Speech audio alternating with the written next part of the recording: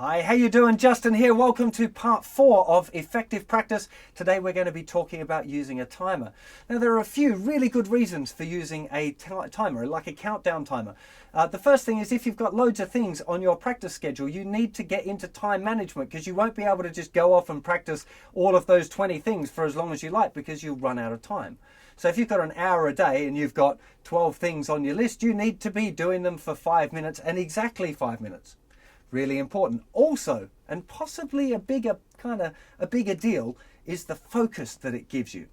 Now, I don't know how many of you have ever run a long race. I ran a half marathon a couple of years ago now, and I was exhausted, absolutely knackered by the end. But at the end, I saw the finish line, and it was like I had a whole new lease of energy and I could really power on through to the finish there. Now, that's because we know where the end is. And if you're practicing something and you just keeping on going and you keeping on going, it's very hard to maintain maximum level of concentration. But if you're using a timer and you know that there's a finite point that where you're going to finish and take a break, then it's a lot easier to give it your all for that 5 minutes and then stop. Right? So I normally do my practice in little 5-minute spurts. And this is the practice timer. I used to use one on my phone, but now I've got this little, it's a kitchen timer basically, and it's set on 5 minutes, and I'll press start and I practice. Now, a couple of things. First of all, when I'm saying that you're doing 5 minutes practice, it should be 5 minutes of proper practice. Not start the timer and then shift through your papers and try and find the thing that you were doing, or watch a video about something else, or make a cup of tea, or answer the phone, or whatever. Most of us don't have phone calls that are so urgent they can't wait 5 minutes. So I'll ignore my phone, I'll ignore the door, whatever. If I'm practicing for 5 minutes, I'm practicing for 5 minutes. And that 5 minutes is absolutely 100% concentration.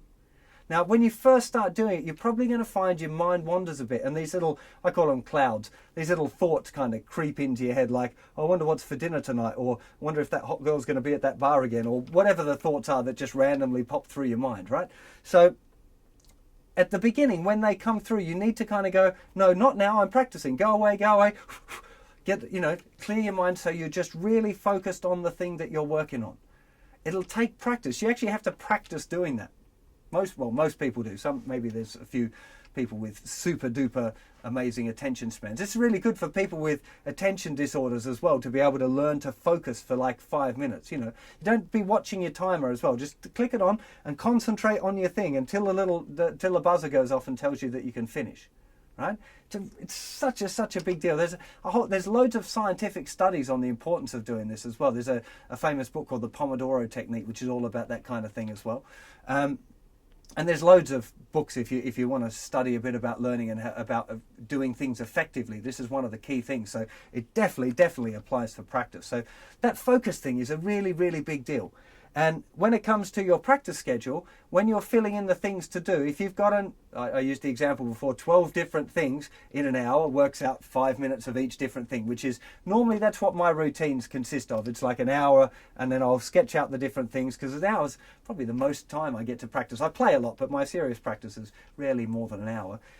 So I've got my little schedule there for my 12 things that I'm doing, and I'll run through one, and it's important to take a little break between. Don't just go from one and hit the start button again and go on to the next thing. Even if it's just a minute to look out the window or chill out, go make a cup of tea or whatever, do those things, sit down so when you practice again that your mind's fresh. Your brain needs that little rest if it's going to really concentrate, because you will find this as an experience is quite intense.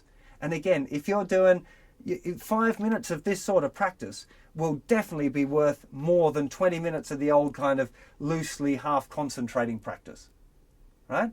There are times when you might want to loosely concentrate, like, for example, fingerstyle patterns. Sometimes it's a good idea to practice them while you're watching telly so that they learn to become autopilot and you can be thinking about other stuff, right? So there are very rare occasions where the timer thing doesn't apply. I suppose there's no reason why you wouldn't use a timer with it, but it's probably not that necessary. But I really think the timer thing changes people's practicing.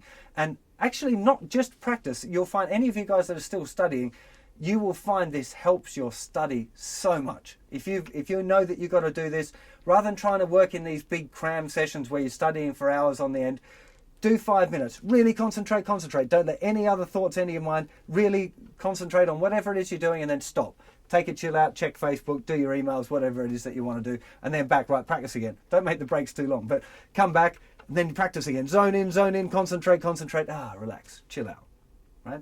This, if you follow this idea, this will change how well you play, how much progress you make, and how quickly you make it. It's going to change, I promise you. It's a really, really big deal. And I can't thank enough my teacher, John McMillan, who introduced me to this idea of doing time practice, because it was a complete game changer for me. Big time. It's a really, I think it's probably one of the most important practice tips that you can have, on top of, having a goals and, setting your practice routines and stuff, and making sure you know why you should be practicing things. All of those things are really important, but the timer thing, man, it's a big deal, the timer thing. So get yourself a kitchen timer. There's one on the iPhone. Most phones, in fact, have a countdown timer that you can set for 5 minutes.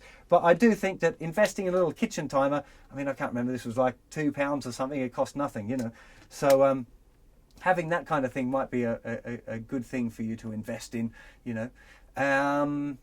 I think I'm about done in talking about timers. So I'll see you for the next installment of Effective Practice very soon.